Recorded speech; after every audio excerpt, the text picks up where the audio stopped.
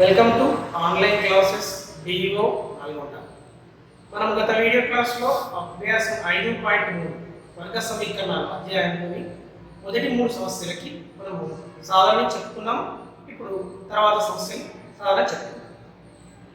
4వ సమస్య, 3 సంవత్సరముల క్రితం రెహమాన్ వయస్సు యొక్క ఉత్క్రమము 5 సంవత్సరముల తర్వాత అతని వయస్సు యొక్క ఉత్క్రమముల మొత్తం 1/3 అయినా అతని ప్రస్తుత వయస్సు ఎంత అంటే రెహమాన్ యొక్క ప్రస్తుత వయస్సు అనుకో, అది ఇవ్వలేదు కానీ అతనికి 3 సంవత్సరాల క్రితం వయస్సు ఇచ్చిండు యొక్క ఉత్క్రమము మరియు 5 సంవత్సరాల తర్వాత అతని వయస్సు యొక్క ఉత్క్రమంలో మొత్తం ఏమిచ్చిండు 1/3 సమానం ఇచ్చిండు. అయినా అతని వయస్సు కనుక్కోవాలి. రెహమాన్ యొక్క ప్రస్తుత వయస్సు x సంవత్సరాలు అనుకున్నా అని తీసుకుంటాం. మనం కనుక్కోవాలి కాబట్టి తెలియని x అనుకో. మరి 3 సంవత్సరాల క్రితం రెహమాన్ వయసు ఏమవుతుంది? ఇప్పుడు ప్రజెంట్ ఒక వ్యక్తి యొక్క వయసు, ఒక విద్యార్థి యొక్క వయసు 12 సంవత్సరాలు అనుకుంది. 3 సంవత్సరాల క్రితం అతని వయసు ఏమవుతుంది? 12 - 3 అంటే 9 సంవత్సరాలు. మరి ఇప్పుడు మీ వయసు తీసుకుంటాం. మీ 10వ తరగతి విద్యార్థి యొక్క వయసు 14 లేదా సుమారు 15 సంవత్సరాలు ఉంటుంది. ఇప్పుడు 14 సంవత్సరాలు తీసుకుంటే 3 సంవత్సరాల క్రితం మీ వయసు ఏమవుతుంది అంటే 14 ప్రస్తుత వయసులో నుంచి 3 తీసేస్తుంది అంటే 11 సంవత్సరాలు వస్తుంది. అదే 5 సంవత్సరాల తర్వాత మీ వయసు ఉన్నప్పుడు ఏమవుతుంది? ప్రస్తుత వయసు 5 కలుపుకోవాలి. కాబట్టి ఇక్కడ రెహమాన్ యొక్క ప్రస్తుత వయసు x సంవత్సరంలో అనుకుంటే 3 సంవత్సరాల క్రితం రెహమాన్ వయసు ఏమవుతుంది అంటే దీంట్లో నుంచి 3 తీసాము x - 3 సంవత్సరాలు అవుతుంది. x - 3 యొక్క ఉత్క్రమము మరి ఏమవుతుంది అంటే ఇక్కడ x - 3 యొక్క హారం ఏముంది? 1. హారంలో 1 ఉంది. ఏం లేకుంటే 1. మరి దీని యొక్క ఉత్క్రమం అంటే దాని యొక్క హారాన్ని లవాన్ని హారంగా రాస్తాం. x - 3 యొక్క ఉత్క్రమం ఏమవుతుంది? 1/x - 3 అవుతుంది. ఓకే. ఇప్పుడు 5 సంవత్సరాల తర్వాత రెహమాన్ వయస్సు ఏమవుతుంది? ప్రస్తుత వయసు x అనుకున్నాం కాబట్టి 5 సంవత్సరాల తర్వాత ప్రస్తుత వయసుకి 5 కలుపుకోవాలి x + 5 సంవత్సరాలు. మరి x + 5 యొక్క ఉత్క్రమం ఏమవుతుంది అంటే ఇక్కడ కూడా హారం ఏం లేకుంటే 1 కాబట్టి హారాన్ని లవంగా రాసుకోవాలి. ఉత్క్రమం అంటే ఇది x + 5 అవుతుంది. మనకు సమస్య ఏమి ఇవ్వడం జరిగింది? 3 సంవత్సరాల క్రితం రెహమాన్ వయసు యొక్క ఉత్క్రమము మరి 5 సంవత్సరాల తర్వాత రెహమాన్ వయసు యొక్క ఉత్క్రమంలో మొత్తం ఇచ్చాడు. అంటే ఇది ఈ విలువని ఈ రెండింటిని కలిపి మనకు 1/3 వస్తుంది. కాబట్టి ఈ రెండింటిని లెక్క ప్రకారం 1/x - 3 + 1/x + 5 దేనికి సమానం తీసుకుంటున్నాం? 1/3. ఇది లెక్కలో ఇవ్వబడింది.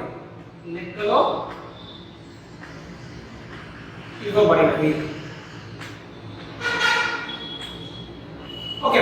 ఇప్పుడు దీన్ని సమీకరణాన్ని వర్గ సమీకరణంగా మార్చుకుందాం. కొన్ని సింప్లిఫికేషన్స్ సూక్ష్మీకరించి అంటే ఇక్కడ x - 3 కి x + 5 కి కాసాలు తీసుకున్నట్లయితే వాటి యొక్క లబ్ధమే కాసాలు x - 3 * x + 5 కాసున్నట్లు ఏం చేస్తే 1 × x + 5 x + 5 plus 1 × x - 3 x - 3 is equal to 1/3. చూడండి x + x 2x అవుతుంది. 5 - 4 ఏమవుతుంది? +2 by x - 3 into x + 5 is equal to 1/3. మనం క్రాస్ మల్టిప్లికేషన్ చేద్దాం. ఈ 3 తో ఇక్కడ ఉన్నదాన్ని మల్టిప్లై చేద్దాం. ఈ x - 3 x + 5 1 తో మల్టిప్లై ఏమవుతుంది? 3 × x + 2 1 × x - 3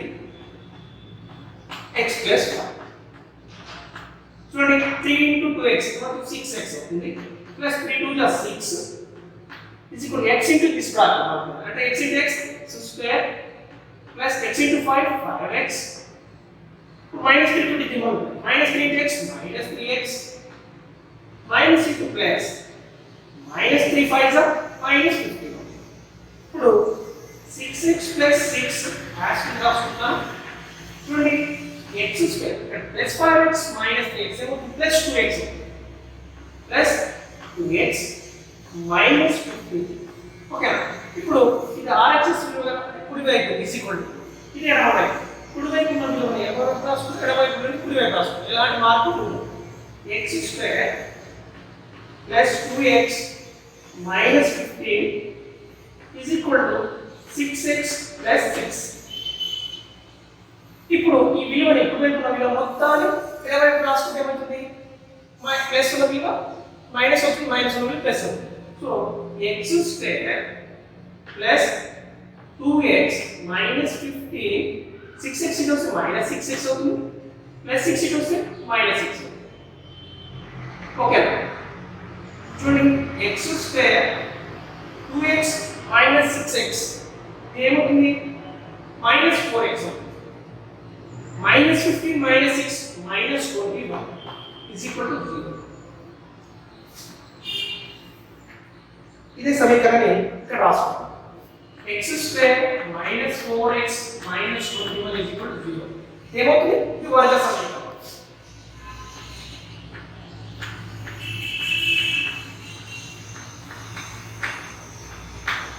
వర్గ సమీకరణంగా దీన్ని వర్గ సమీకరణంగా మార్చాలి.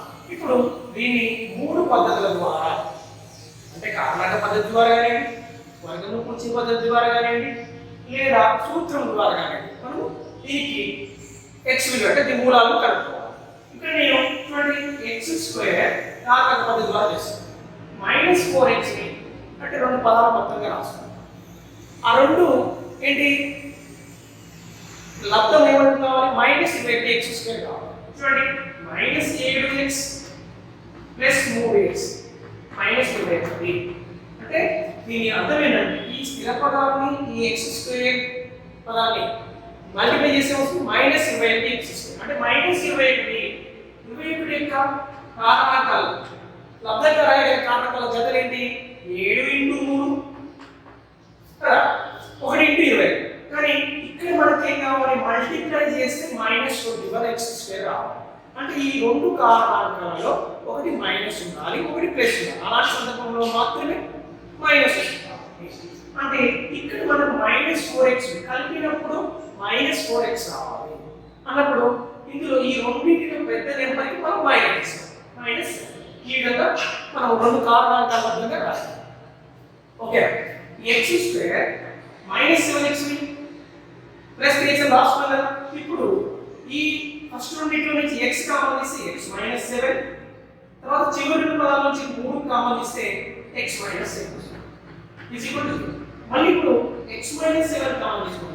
అర్థంగా ఉంది, ఇక్కడ x మిగులుతుంది, ఇక్కడ plus is equal to x minus 7 is equal to 0 లేదా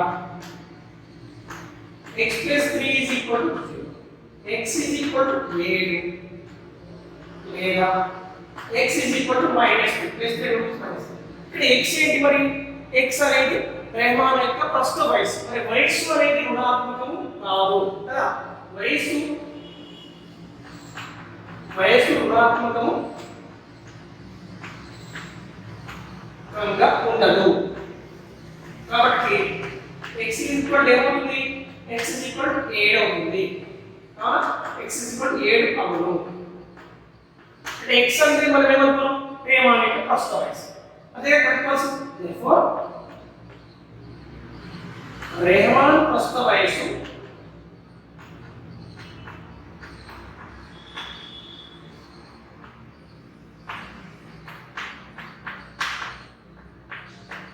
ఏడు సంవత్సరములు.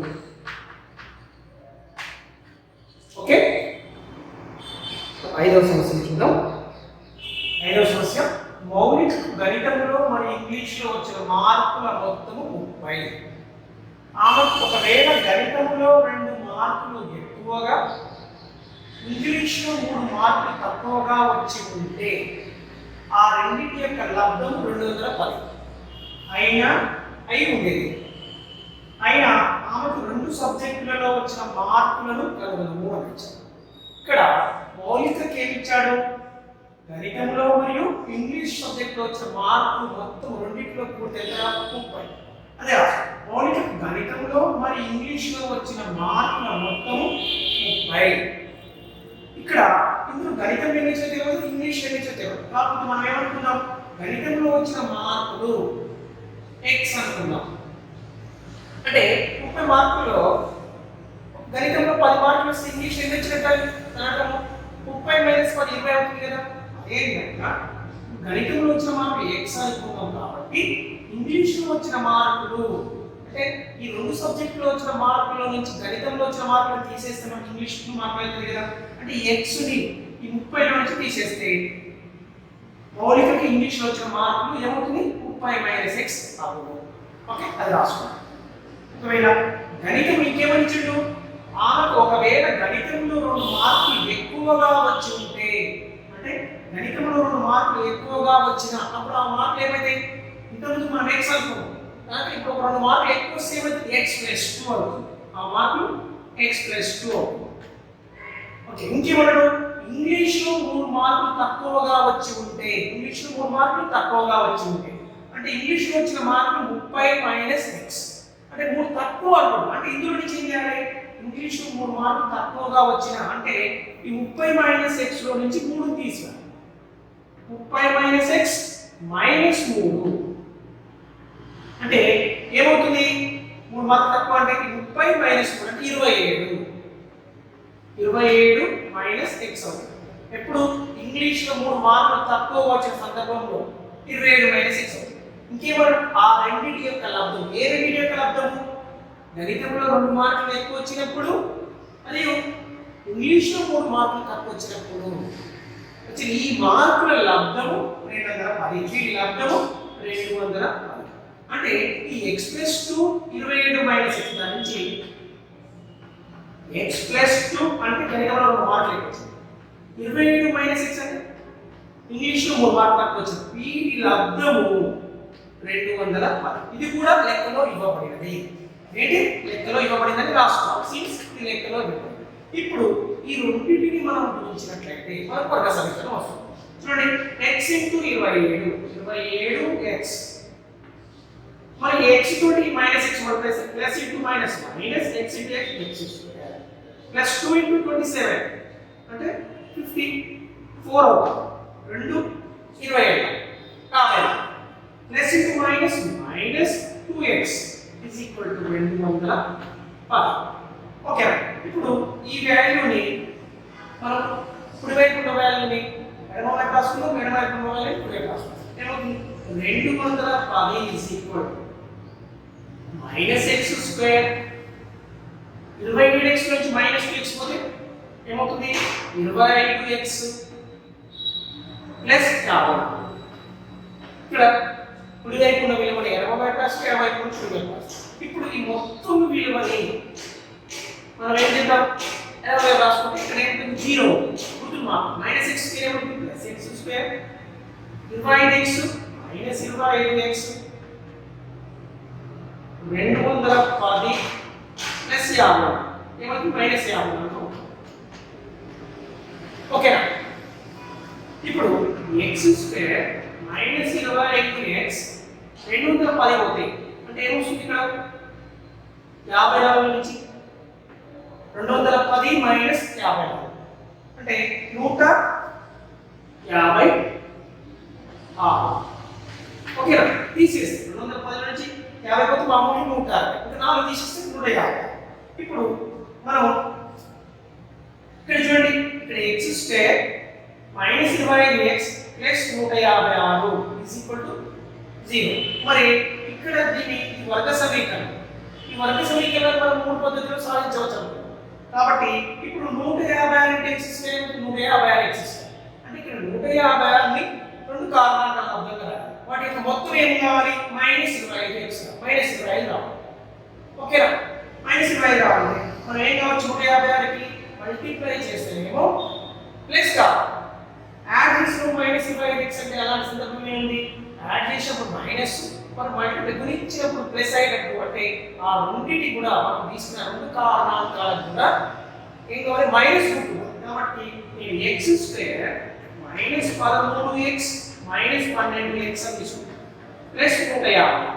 చూడండి, ఈ మైనస్ ఇంటూ మైనస్ ప్లస్ 13 × 12 ఏమవుతుంది 156. ఈ రెండింటిని యాడ్ చేయండి మైనస్ 5x. ఇప్పుడు x ని కామన్ ఇస్తే మొదటి x మైనస్ 13, ఇక్కడ నుంచి 12 మైనస్ 12 కామన్ ఇస్తే x minus 13 is equal to x minus 13 ని మళ్ళీ కామన్ తీసాం అనుకోండి x minus 12 is equal to ఓకేనా. ఇప్పుడు దీనికి చేయవచ్చు x minus 13 into x minus 12 is equal to 0 అంటే x minus 13 is equal to 0 లేదా x minus 12 is equal to 0. దీనికి x ఈజ్ ఈక్వల్ టు 13 లేదా x ఈజ్ ఈక్వల్ టు 12. అంటే x is equal to మనం ఏమనుకున్నాం, దేని ఈజ్ ఈక్వల్ టు x అనుకున్నాము, మౌలిక గణితంలో వచ్చిన మార్కులు 13. therefore మౌలిక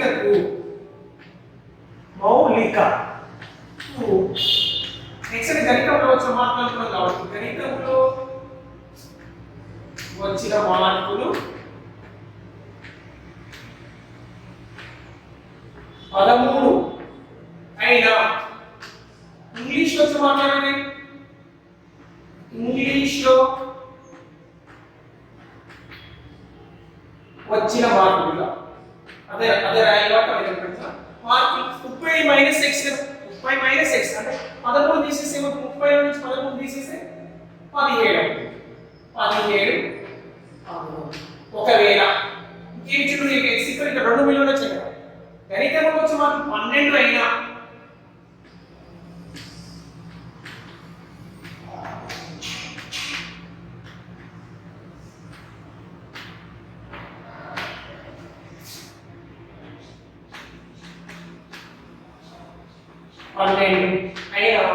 అప్పుడు ఇంగ్లీష్ లో వచ్చిన మార్కులు ఏమైతే మౌలిక ఇంగ్లీష్ లో వచ్చిన మార్కులు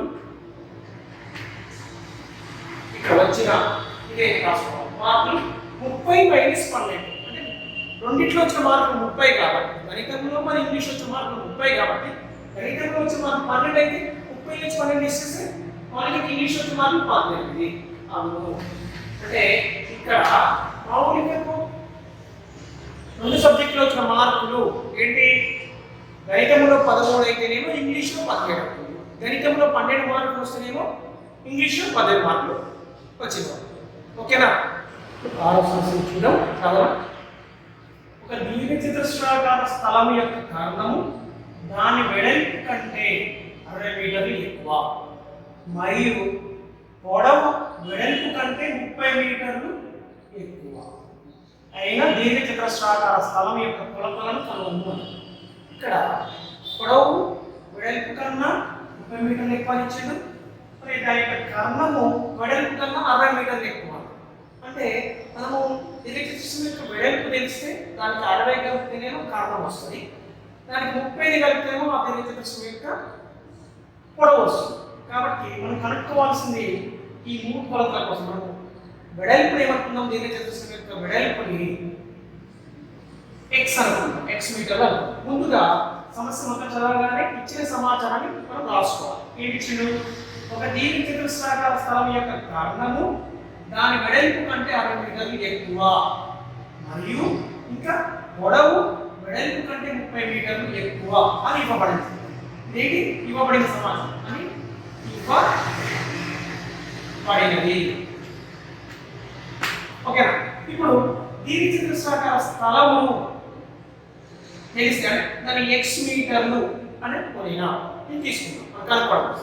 అప్పుడు కర్ణం ఏమవుతుంది, లెక్క ప్రకారం వెడల్పు కన్నా 60 మీటర్లు ఎక్కువ కదా, కాబట్టి వెడల్పు ప్లస్ 60 అంటే వెడల్పు ఏంటి x ప్లస్ 60 మీటర్లు అవ్వదు.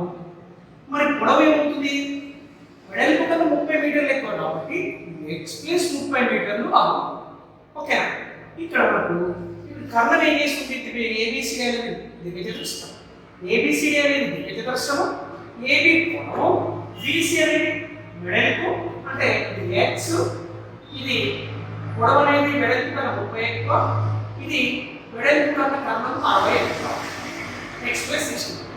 అంటే కర్ణం ఏం చేస్తుంది, దీర్ఘచతురస్రాన్ని 2 లంబకోణ త్రిభుజాలుగా విభజిస్తుంది. ఎందుకు, ఇక్కడ ప్రతి కోణము దీర్ఘచతురస్రం ప్రతి కోణం ఏంటిది లంబకోణం కాబట్టి త్రిభుజం ABC అంటే ఏమవుతుంది లంబకోణ త్రిభుజం అవుతుంది. అంటే మన పైథాగరస్ సిద్ధాంతం ద్వారా ఏం తెలుసు మనకు కర్ణం యొక్క వర్గము మిగిలిన రెండు భుజాల వర్గాల మొత్తానికి సమానం. అంటే దీని యొక్క వర్గము దీని యొక్క వర్గానికి సమానం. x + 6 అదే ఇక్కడ రాసుకుంటాం. త్రిభుజం ABC లంబకోణ త్రిభుజం నుండి కర్ణం యొక్క వర్గం, కర్ణం అంటే AC square is equal to మిగిలిన రెండు భుజాలు AB మరియు BC అంటే AB స్క్వేర్ + BC స్క్వేర్ కి సమానం. ఓకే, ఇప్పుడు AC అంటే మనకు తెలుసు, మనకి ఏంటి AC ఈజ్ ఈక్వల్ కర్ణం కదా అంటే x + 60 whole square is equal AB అంటే AB ఈజ్ ఈక్వల్ ఇక్కడ పొడవు అంటే x + 30 ప్లస్ BC అంటే వెడల్పు x. ఓకే, దీని ఎక్స్పాండ్ అంటే a + b whole square, a square అంటే x square plus 60 square plus 2ab అంటే 2 × x × 60 అంటే 120x. ఇది a + b whole square, x square plus b square అంటే 30 స్క్వేర్ ప్లస్ 2ab 2 × x × 30 అంటే 60x 60x plus x square. Okay, చూడండి x square plus 60 square అంటే 6 square అంటే 36, 10 square అంటే 60 square 36 plus 120x. చూడండి x square plus x square 30 square అంటే 900 plus 60x. చూడండి ఈ ఈక్వేషన్ కుడివైపు ఉన్న దాని మొత్తాన్ని ఎడమవైపు రాసుకున్నాం, ఎడమవైపు ఉన్న దాన్ని కుడివైపు రాసుకున్నాం. 2x square plus 60x plus 900 is equal to x square plus 120x plus 3600. ఇప్పుడు ఈ మొత్తం విలువని నేను LHS ని RHS రాసుకున్నాను. ఇప్పుడు RHS లో ఉన్న విలువ మొత్తాన్ని LHS లో రాసుకుంటే ఏమవుతుంది, వాటి యొక్క గుర్తు ప్లస్ మైనస్ ప్లస్. కాబట్టి 2x square plus 60x plus 900 minus x square వస్తుంది ప్లస్ x స్క్వేర్ అవుతుంది, 120x వస్తుంది మైనస్ 120x అవుతుంది ప్లస్ 3600 వస్తుంది మైనస్ 3600 is equal to 0.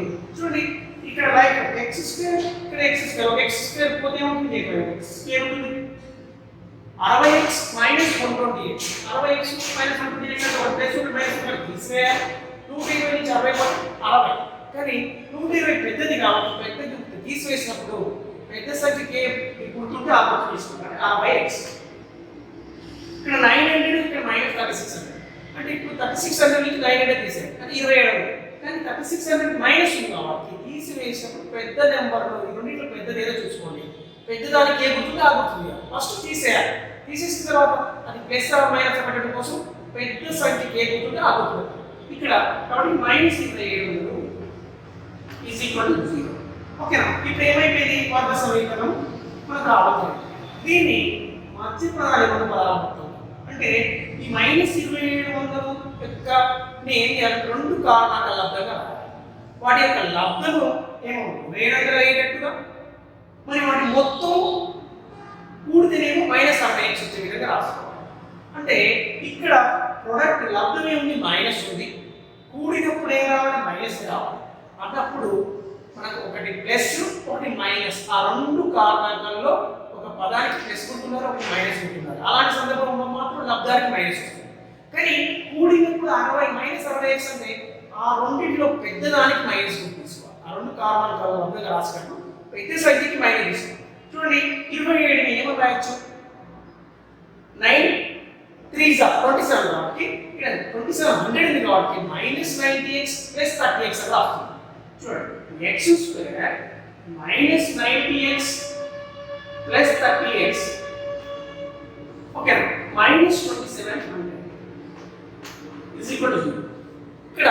ఇక్కడికి వచ్చిన తర్వాత మనం మూడు పద్ధతుల్లో నేను ఇక్కడ కారణాల పద్ధతిని ఉపయోగించి చేస్తున్నాను. మీరు ఇక్కడి నుంచి మీరు ఏంటి వర్గములు చే పద్ధతి ద్వారా సూత్రం ఉపయోగించి మీరు దాన్ని హోంవర్క్గా చేసుకోండి. నేను ఇక్కడ ఏ పద్ధతి అయితే చెప్తున్నో ఆ పద్ధతి తప్ప మిగిలిన రెండు పద్ధతులు మీరు వర్గ సమీకరణం తీసుకొని దాని మిగిలిన రెండు పద్ధతుల్ని మీరు హోంవర్క్ ద్వారా చేసుకోండి. చూడండి, ఈ రెండింటి కలిపి ఏమవుతుంది? -60x అవుతుంది. వీటి యొక్క లబ్ధం ఏమవుతుంది? Plus into minus 90 into 30 2700. ఓకేనా? x కామన్ ఇస్తే x - 90, ఇక్కడ నుంచి చివరి రెండు పదాలు 30ని కామన్ ఇస్తే ఏమవుతుంది? x - 90 0. ఓకేనా? ఇప్పుడు x - 90ని కామన్ ఇచ్చామనుకోండి, ఇక్కడ x ప్లస్ 30 వస్తుంది = 0. ఓకేనా? ఇప్పుడు చూడండి, x - 90 × x ప్లస్ 30 0 కాబట్టి x - 90 x ప్లస్ 30 0 కాబట్టి దీని నుంచి x - 90 0 లేదా x ప్లస్ 30 0. దీని నుంచి ఏమైనా x 90 లేదా ఈ ప్లస్ 30 పంపిస్తే -30. అంటే ఇక్కడ మనం x గా దేన్ని తీసుకున్నాము? x అని దేని అనుకున్నాము? దీర్ఘచతురస్రాకార స్థలము వెడల్పు. ఇక్కడ స్థలం వెడల్పు అనుకోవాలి. ఇలా వెడల్పు అని రాసుకోవాలి. మనం రాసుకోలేదు. వెడల్పు x మీటర్లు అనుకోగా. ఓకేనా? x అనేది ఏంటి? వెడల్పు. ఇక్కడ x -30 వచ్చింది అంటే పొడవు, అంటే వెడల్పు కొలత అనేది మనకు రుణాత్మకంగా ఉండదు. ఇక్కడ x అనేది కొలత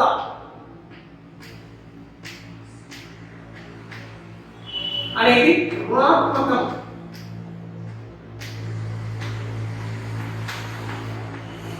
కంగా ఉండదు. కొలత ఏంటి? ఇక్కడ x అనేది ఏమనుకున్నాము? వెడల్పు అనేది రుణాత్మకంగా ఉండదు కాబట్టి అప్పుడు x ఏమవుతుంది? Before x 90 metre. అంటే వెడల్పు దీర్ఘచతురస్రాకార స్థలం యొక్క వెడల్పు ఏమవుతుంది? 90 మీటర్లు అవుతుంది. పొడవు ఏమవుతుంది? పొడవు దీర్ఘచతురస్రాకార స్థలం యొక్క పొడవు ఇదే కదా. ఈ 90కి 30ని కలుపుకోవాలి. కలుపుకుంటే 90 ప్లస్ 30 అంటే 120 మీటర్లు. ఇంకేముంటుంది కొలత? కారణం. దీర్ఘచతురస్రాకారం కారణము కొలతలు కలుపుకోవాలి. కారణము 90 ప్లస్ 60 ఏమవుతుంది? 150 మీటర్లు. ఓకేనా? పొడవు 90 మీటర్లు, వెడల్పు 90 మీటర్లు, పొడవు 120 మీటర్లు, కారణము 150 మీటర్లు అవును. ఇప్పుడు 7వ సమస్య చూద్దాం.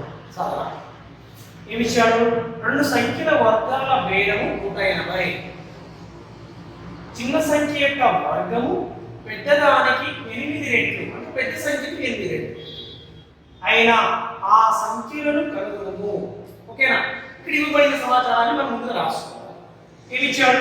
రెండు సంఖ్యల వర్గాల భేదము 180 అని ఇవ్వబడిందని రాసుకోవాలి. మరియు ముఖ్యమంచుడు చిన్న సంఖ్య యొక్క వర్గము పెద్దదానికి 8 రెట్లు. చిన్న సంఖ్య యొక్క వర్గము పెద్దదానికి 8 రెట్లు. ఇది ఇవ్వబడిన సమాచారం. మనం ఇప్పుడు ఆ రెండు సంఖ్యలను కనుక్కోవాలి. అంటే పెద్ద సంఖ్యని తెలిస్తే చిన్న సంఖ్య యొక్క వర్గం ఏమన్నాయచ్చు? పెద్ద సంఖ్యని 8 గుణిస్తే చిన్న సంఖ్య యొక్క వర్గం వస్తుంది కదా. కాబట్టి పెద్ద సంఖ్యను x అనుకోగా. ఓకేనా? పెద్ద సంఖ్యని x అనుకున్నా. మరి చిన్న సంఖ్య యొక్క వర్గము ఏమవుతుంది? పెద్ద సంఖ్యకు 8 రెట్లు కాబట్టి 8 into x అవుతుంది. అంటే చిన్న సంఖ్య యొక్క వర్గం అంటే స్క్వేర్ = 8x. అప్పుడు చిన్న సంఖ్య ఏమవుతుంది? దీని నుంచి చిన్న సంఖ్య ఇరువైపుల వర్గమూలం తీసుకుంటే ఏమవుతుంది? చిన్న సంఖ్య వస్తుంది √8x. √8x అనేది చిన్న సంఖ్య అవుతుంది. ఓకేనా? ఇప్పుడు ఇక్కడ ఏమి ఇవ్వడం చూడండి, రెండు సంఖ్యల వర్గాల భేదము 180 అన్నాడు. రెండు సంఖ్యల వర్గాల భేదము అంటే పెద్ద సంఖ్య యొక్క వర్గము మైనస్ చిన్న సంఖ్య యొక్క వర్గము = దాని అర్థం ఏంటి? దీని నుంచి ఏమంటారు? 180కి సమానం ఇవ్వబడింది రాష్ట్రం. పెద్ద సంఖ్య యొక్క వర్గం అంటే x యొక్క వర్గం ఏంటి? x². ఓకేనా? పెద్ద సంఖ్య యొక్క వర్గము ఇక్కడ రాసుకుంటాం. పెద్ద సంఖ్య స్క్వేర్ మైనస్ చిన్న సంఖ్య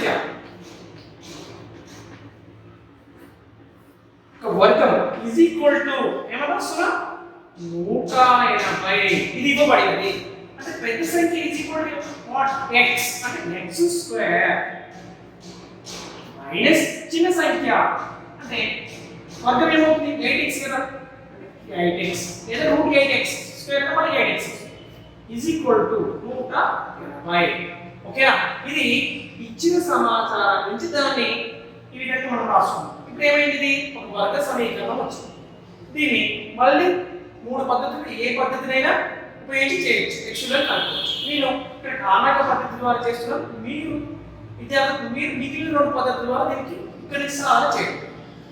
x స్క్వేర్ మైనస్ 8x ఈ మైనస్ 180 అంటే ప్లస్ 180 ఉంది. ఎడమ వైపు వస్తే ఏమవుతుంది? మైనస్ 180 అవుతుంది. మైనస్ 180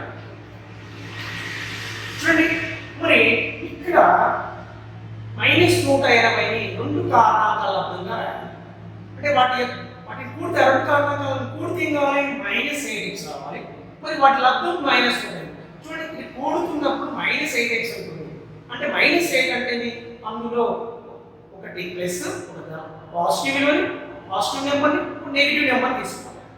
అలా అయినప్పుడు మాత్రమే వాటి యొక్క ప్రొడక్ట్ నెగిటివ్ వస్తుంది. ఒకటి ప్లస్ ఒకటి మైనస్ అయినప్పుడు మాత్రమే ఆ రెండు సంఖ్యల్లో ఒకటి ప్లస్ ఒకటి మైనస్ అయినప్పుడు మాత్రమే వాటి యొక్క లబ్ధం మైనస్ వస్తుంది. కాబట్టి మరియు యాడ్ చేసినప్పుడు ఏం కావాలి? మైనస్ విలువ రావాలి. అంటే ఆ రెండు సంఖ్యలలో పెద్దదానికి మైనస్ తీసుకోవాలి, చిన్నదానికి ప్లస్ తీసుకోవాలి. చూడండి, మనం ఈజీగా చెప్పొచ్చు. మైనస్ 8ని అంటే minus 18x plus 10x minus 18x plus 10x రాసాం అనుకోండి. యాడ్ చేసినప్పుడు 8x వస్తుంది, మైనస్ 8x వస్తుంది. వాటి యొక్క ప్రొడక్ట్ ఏమవుతుంది? మైనస్ 180x స్క్వేర్ అవుతుంది. సో ఇక్కడ x square minus 18x plus 10x అని రాస్తున్నాం. మైనస్ 180. చూడండి, ఈ రెండింటిని యాడ్ చేసిన మైనస్ 8x వీటి ప్రొడక్ట్ ఏమవుతుంది? లబ్ధం ఏమవుతుంది? Minus 180x square. ఫస్ట్ రెండు పదాల నుంచి x కామన్ ఇస్తాం. x మైనస్ 8 తర్వాత చివరి రెండు పదాల నుంచి 10 కామన్ ఇస్తాం. x మైనస్ 18 ఇప్పుడు x మైనస్ 18 కామన్ ఇస్తున్నట్లయితే ఇక్కడ ఏముంటుంది? x plus 18 is equal to 0. చూడండి, ఈ రెండింటి యొక్క లబ్ధం 0 అంటే x minus 18 is equal to 0 లేదా x plus 10 is equal to 0. దీనికి x ఈజ్ ఈక్వల్ టు 18 ఇది లేదా x is equal to minus 10. చూడండి, x is equal to 18 x is equal to minus 10. చూడండి, మనం ఒకసారి చిన్న సంఖ్య ఏమనుకుందాము? చిన్న సంఖ్య ఏమైంది? Root 8x. x ప్లేస్ లో మైనస్ రూట్ 8 ఇంటూ మైనస్ 10 అంటే మైనస్ రూట్ 18 అవుతుంది. మరి ఇక్కడ మైనస్ రూట్ 18 అంటే మనకి ఇక్కడ వాస్తవ మూలమే ఉన్నది. కాబట్టి ఇక్కడ x is equal to minus 10 ని తీసుకో. ఎందుకు? మైనస్ రూట్ 18 అంటే మనం దీని యొక్క మూలం x చిన్న సంఖ్య అప్పుడు వాస్తవ సంఖ్య కాకుండా పోతుంది. కాబట్టి x ఈజ్ ఈక్వల్ మైనస్ 10 ని మనం తీసుకోవద్దు. ఓకేనా? కాబట్టి x is equal 18. So x is equal 18 తీసుకోవాలి. అంటే x ఈజ్ ఈక్వల్ 18 అంటే దేని ఈజ్ ఈక్వల్ 18 తీసుకోవాలి? పెద్ద సంఖ్య కదా, పెద్ద సంఖ్య ఈక్వల్ x అవుతుంది. కాబట్టి సో పెద్ద సంఖ్య నుంచి పెద్ద సంఖ్య ఏమవుతుంది? 8. చిన్న సంఖ్య రూట్ 8 ఇంటూ 18 కదా, 8x రూట్ 8x రూట్ 8 చిన్న సంఖ్య రూట్ 8x కాబట్టి స్క్వేర్ రూట్ ఆఫ్ 8x అంటే 8 ఇంటూ 18 దీనిని స్ప్లిట్ చేస్తే దీని ఏమొచ్చు? 4 ఇంటూ 2 ఇంటూ 18 ఏమొచ్చు? 2 ఇంటూ 9 అంటే చూడండి రూట్ 4 ఇంటూ 4 ఇంటూ రూట్ 9 అంటే రూట్ 4 అంటే 2 రూట్ 4 అంటే 2 రూట్ 3 అంటే 9 అంటే 3. చూడండి 4 2 4 4 4 3 12 లేదనుకోండి 18 8 144 డైరెక్ట్ గా రూట్ 144 రూట్ 144 ఏమవుతుంది? 12 అవుతుంది. కాబట్టి చిన్న సంఖ్య 12 అంటే ఇక్కడ ప్లస్ ఆర్ మైనస్ 12 తీసుకోవాలి. ప్లస్ ఆర్ మైనస్ 12 చిన్న సంఖ్య ప్లస్ ఆర్ మైనస్ 4 పెద్ద సంఖ్య 80 ఆ సంఖ్యలో ఉన్నాడు అంతే కదా కనుక్కోవాల్సిన అయినా సంఖ్యలు చిన్న సంఖ్య 12 ఇంకా ఏం కావచ్చు పెద్ద సంఖ్య 80 ఇంకా 80 అయినప్పుడు చిన్న సంఖ్య -12 కూడా కావాలి చిన్న సంఖ్య -12